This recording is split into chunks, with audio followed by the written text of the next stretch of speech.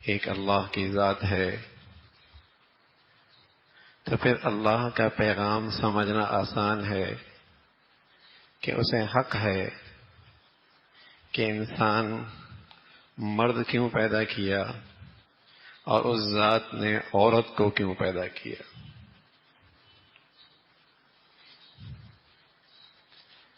جب اتنا مان لیا کہ وہ ذات خالق ہے تو پھر اسے حق ہے کہ تخلیق کا مقصد بھی بتا دے کہ مرد کیوں پیدا ہوا ہے، عورت کیوں پیدا ہوئی۔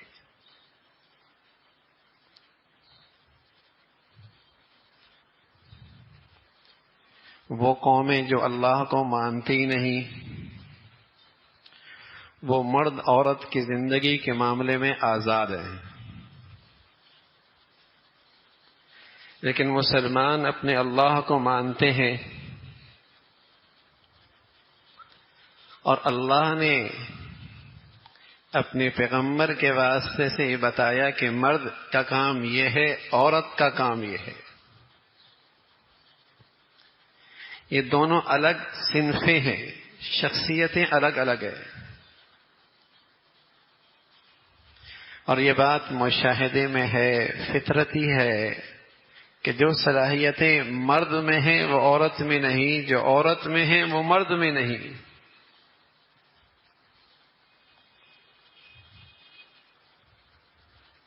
جب دونوں کی صلاحیتیں علیحدہ علیحدہ ہیں تو اللہ نے اور اللہ کے رسول نے ان دونوں کا دائرہ کار بھی علیحدہ علیحدہ رکھا ہے۔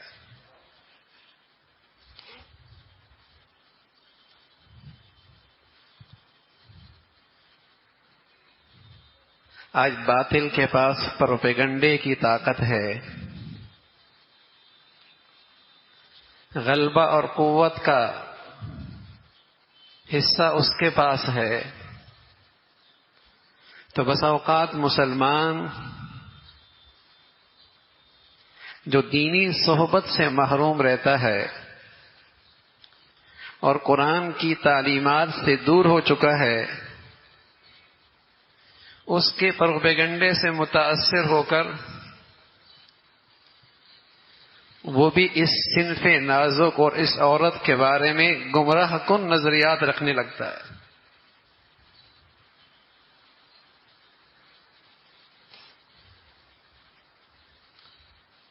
اللہ نے مرد کی زندگی اس کا ایک دائرہ کار رکھا ہے، عورت کی زندگی وقرن فی بیوتکن، عورت کی زندگی کا مقصد اور منصب گھر کی زندگی کو استوار کرنا ہے۔ یہ بڑی بھاری ذمہ داری ہے۔ والد سے کہا ہے تم اس کے معاش کے ذمہ دار ہو، شوہر سے کہا ہے تم اس کے معاش کے ذمہ دار ہو، دونوں نہیں، بھائی سے کہا ہے تم اس کے معاش کے ذمہ دار ہو، اس لیے کہ ایک عظیم ذمہ داری سے، ایک عظیم ذمہ داری اس کے سپرد ہے۔ وقرن فی بیوتکن،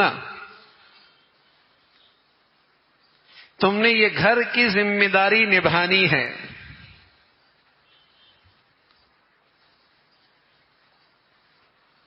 یہ جو گمراہی ہے کہ عورت مرد کے شانہ بشانہ، اگر مرد عورت شانہ بشانہ ہی چلنے ہوتے تو اللہ کو ان دونوں صنفوں میں تقسیم کرنے کی کیا ضرورت تھی؟ دونوں ایک جیسے پیدا کر دیتے۔ طاقت میں فرق ہے، صلاحیتوں میں فرق ہے، مزاج میں فرق ہے، فطرتی فرق ہے۔ اگرچہ نئی فیشن نے اس فرق کو مٹانے کی بہت کوشش کی ہے کہ مرد کو عورت کا پہنا دیا اور عورت کو مرد کا پہنا دیا۔ اس نے مرد کی شکل لینا شروع کر دی اور عورت نے مرد کا روپ ڈھالنا شروع کر دیا، لیکن جو فطرتی فرق ہے وہ تو ہے.